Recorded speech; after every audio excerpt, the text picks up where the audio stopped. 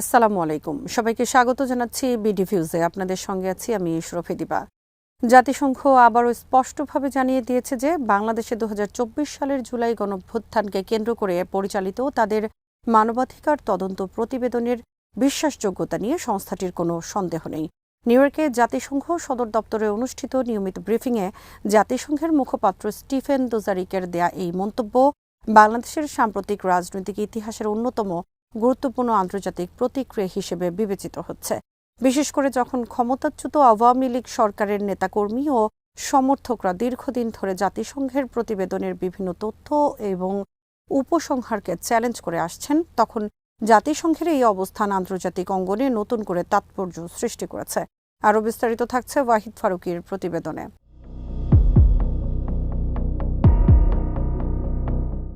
জুলাই গণ অভ্যুত্থান বাংলাদেশের রাজনৈতিক ইতিহাসে একটি যুগান্তকারী ঘটনা হিসেবে বিবেচিত হয়। কয়েক সপ্তাহব্যাপী আন্দোলন, সংঘর্ষ, দমনপীড়ন এবং ব্যাপক প্রাণহানির মধ্য দিয়ে শেষ পর্যন্ত ২০২৪ সালের ৫ই আগস্ট আওয়ামী লীগ সরকারের পতন ঘটে। এরপর দেশের রাজনৈতিক পরিস্থিতিতে নাটকীয় পরিবর্তন আসে এবং আন্তর্জাতিক মহল ঘটনাটিকে ঘনিষ্ঠভাবে পর্যবেক্ষণ করতে শুরু করে। পরিস্থিতির গুরুত্ব বিবেচনায় জাতিসংঘের মানবাধিকার বিষয়ক হাইকমিশনের কার্যালয় একটি স্বাধীন অনুসন্ধান পরিচালনা করে। সেই অনুসন্ধানের ভিত্তিতে প্রকাশিত প্রতিবেদনে বলা হয়, আন্দোলন চলাকালে প্রায় ১৪০০ মানুষ নিহত হয়েছেন এবং ব্যাপক মানবাধিকার লঙ্ঘনের ঘটনা ঘটেছে।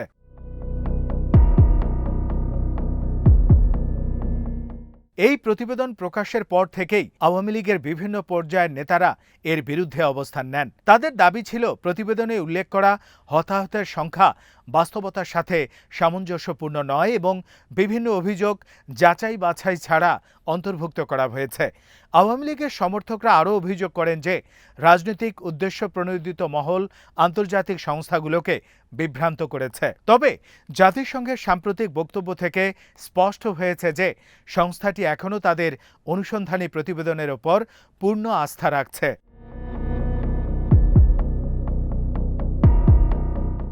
ব্রিফিংয়ে একজন সাংবাদিক প্রশ্ন করেন, ক্ষমতাচ্যুত আওয়ামী লীগ সরকারের পক্ষ থেকে প্রতিবেদনের বিশ্বাসযোগ্যতা নিয়ে যে প্রশ্ন তোলা হচ্ছে এবং ভারতীয় কিছু গণমাধ্যমে শেখ হাসিনার পক্ষ থেকে জাতিসংঘে পাঠানো একটি চিঠির খবর প্রকাশিত হয়েছে, সে বিষয়ে জাতিসংঘের অবস্থান কি? উত্তরে স্টিফেন দুজারিক সংক্ষিপ্তভাবে বলেন, প্রতিবেদনটি মানবাধিকার বিষয়ক হাইকমিশনারের কার্যালয়ের সহকর্মীরা প্রস্তুত করেছেন এবং সেটি নিয়ে সন্দেহ করার মতো কোনো কারণ জাতিসংঘের নেই। কূটনৈতিক ভাষায় দেয়া এই সংক্ষিপ্ত মন্তব্যকে অনেক বিশ্লেষক অত্যন্ত গুরুত্বপূর্ণ বলে মনে করছেন, কারণ জাতিসংঘ চাইলে বিষয়টি পর্যালোচনার কথা বলতে পারত অথবা ভিন্নমত বিবেচনার বিষয়টি উল্লেখ করতে পারত, কিন্তু সংস্থাটি তা না করে সরাসরি জানিয়েছে যে তারা তাদের নিজস্ব তদন্ত প্রতিবেদনের উপর আস্থা রাখে। ফলে আন্তর্জাতিক সম্প্রদায়ের কাছে এই বার্তা গেছে যে জুলাই গণঅভ্যুত্থান সংক্রান্ত মানবাধিকার লঙ্ঘনের অভিযোগগুলোকে জাতিসংঘ এখনও গুরুত্বের সঙ্গে বিবেচনা করছে।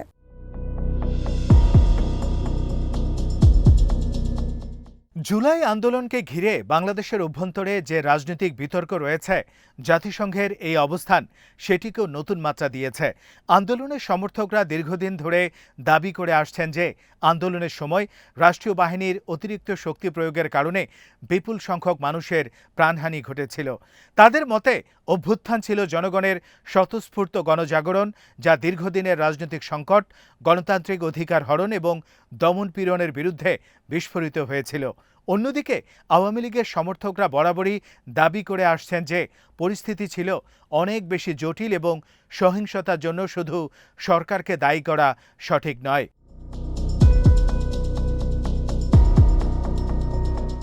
তবে আন্তর্জাতিক মানবাধিকার সংস্থাগুলোর একটি বড় অংশ শুরু থেকেই আন্দোলনের সময় সংগঠিত মানবাধিকার লঙ্ঘনের অভিযোগগুলোকে গুরুত্ব দিয়েছে। বিভিন্ন আন্তর্জাতিক পর্যবেক্ষকও সেই সময় বাংলাদেশে মত প্রকাশের স্বাধীনতা, রাজনৈতিক অধিকার এবং আইন শৃঙ্খলা পরিস্থিতি নিয়ে উদ্বেগ প্রকাশ করেছিলেন। জাতিসংঘের প্রতিবেদন সেই উদ্বেগগুলোর অনেকাংশকেই প্রাতিষ্ঠানিক রূপ দেয়।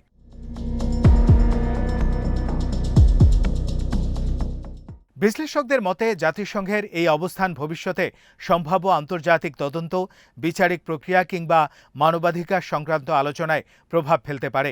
কারণ জাতিসংঘের কোনো অনুসন্ধানী প্রতিবেদন আন্তর্জাতিক আইনগত দলিল না হলেও তা আন্তর্জাতিক জনমত ও কূটনৈতিক অবস্থান নির্ধারণে গুরুত্বপূর্ণ ভূমিকা পালন করে।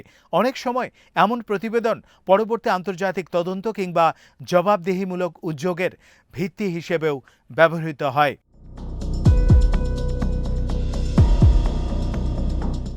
অন্যদিকে ব্রিফিংয়ে বাংলাদেশের অর্থ পাচার এবং বিদেশে পাচার হওয়া সম্পদ প্রসঙ্গেও প্রশ্ন উত্থাপিত হয়।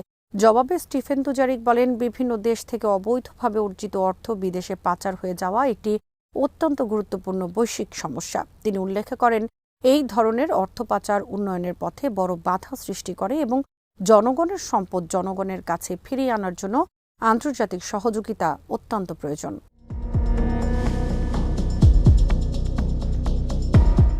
জাতিসংঘের এই মন্তব্য বাংলাদেশের বর্তমান রাজনৈতিক বাস্তবতায় বিশেষ গুরুত্ব বহন করে। কারণ গত এক দশকেরও বেশি সময় ধরে অর্থ পাচার, দুর্নীতি এবং বিদেশে সম্পদ গড়ে তোলার অভিযোগ দেশের রাজনৈতিক আলোচনার অন্যতম কেন্দ্রবিন্দু ছিল। বিভিন্ন আন্তর্জাতিক সংস্থা ও গবেষণা প্রতিবেদনে বাংলাদেশ থেকে বিপুল পরিমাণ অর্থ বিদেশে চলে যাওয়ার বিষয়টি বিভিন্ন সময়ে আলোচিত হয়েছে। যদিও এসব তথ্যের পরিমাণ ও উৎস নিয়ে বিতর্ক রয়েছে, তবুও অর্থ পাচারকে দেশের অর্থনীতির জন্য একটি বড় চ্যালেঞ্জ হিসেবে বিবেচনা করা হয়।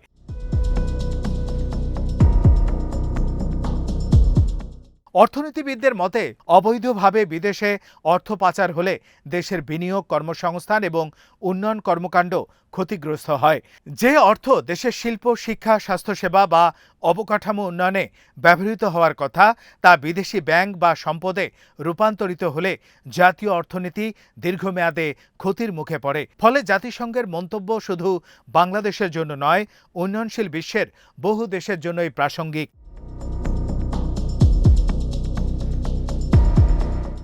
বাংলাদেশের নতুন রাজনৈতিক বাস্তবতায় অর্থ পাচার বিরোধী পদক্ষেপকে অন্যতম অগ্রাধিকার হিসেবে তুলে ধরা হয়েছে। বিভিন্ন মহল থেকে দাবি উঠেছে, অতীতে বিদেশে পাচার হওয়া অর্থের উৎস অনুসন্ধান, দায়ীদের চিহ্নিতকরণ এবং আন্তর্জাতিক সহযোগিতার মাধ্যমে সেই সম্পদ দেশে ফিরিয়ে আনার উদ্যোগ জোরদার করতে হবে। তবে বিশেষজ্ঞরা বলছেন, এই প্রক্রিয়া অত্যন্ত জটিল এবং সময় সাপেক্ষ। কারণ আন্তর্জাতিক ব্যাংকিং ব্যবস্থা, অফশোর কোম্পানি, গোপন আর্থিক নেটওয়ার্ক এবং বিভিন্ন দেশের আইনি কাঠামো অতিক্রম করে সম্পদ উদ্ধারের কাজ সম্পন্ন করতে হয়।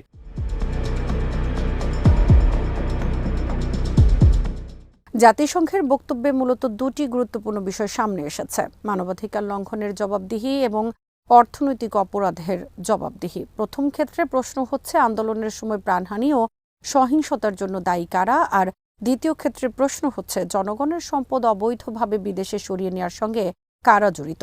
উভয় ক্ষেত্রেই আন্তর্জাতিক সম্প্রদায় স্বচ্ছ তদন্ত, তথ্যভিত্তিক অনুসন্ধান এবং জবাবদিহিমূলক ব্যবস্থার উপর গুরুত্ব দিচ্ছে।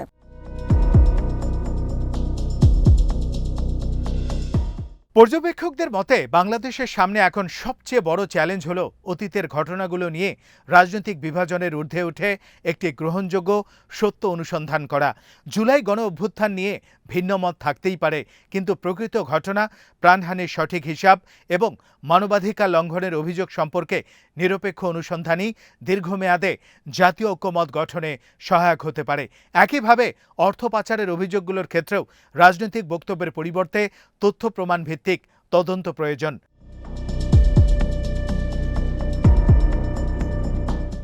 জাতিসংঘের সাম্প্রতিক অবস্থান থেকে পরিষ্কার যে আন্তর্জাতিক মহল এখনও জুলাই 2024-এর ঘটনাবলীকে গভীর গুরুত্বের সঙ্গে পর্যবেক্ষণ করছে। একই সঙ্গে তারা উন্নয়ন, সুশাসন এবং জবাবদিহির সঙ্গে সম্পর্কিত অর্থ পাচারের বিষয়টিকেও সমান গুরুত্ব দিচ্ছে। ফলে বাংলাদেশের রাজনৈতিক ও অর্থনৈতিক ভবিষ্যৎ নির্ধারণে এই দুটি প্রশ্ন আগামী দিনগুলোতে আলোচনার কেন্দ্রবিন্দুতে থাকার সম্ভাবনা রয়েছে।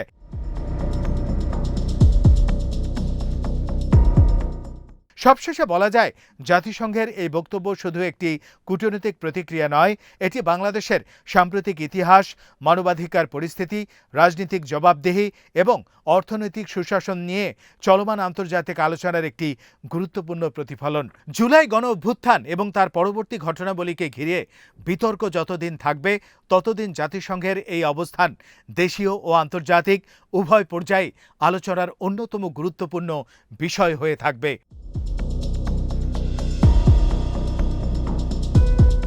আজ এখানেই শেষ করছি। সবাই ভালো থাকুন, সুস্থ থাকুন আর দেখতে থাকুন বিডিভি নিউজ। চ্যানেলটি ভালো লাগলে সাবস্ক্রাইব করুন। সংযুক্ত থাকুন আমাদের ফেসবুক পেজে। আল্লাহ হাফেজ।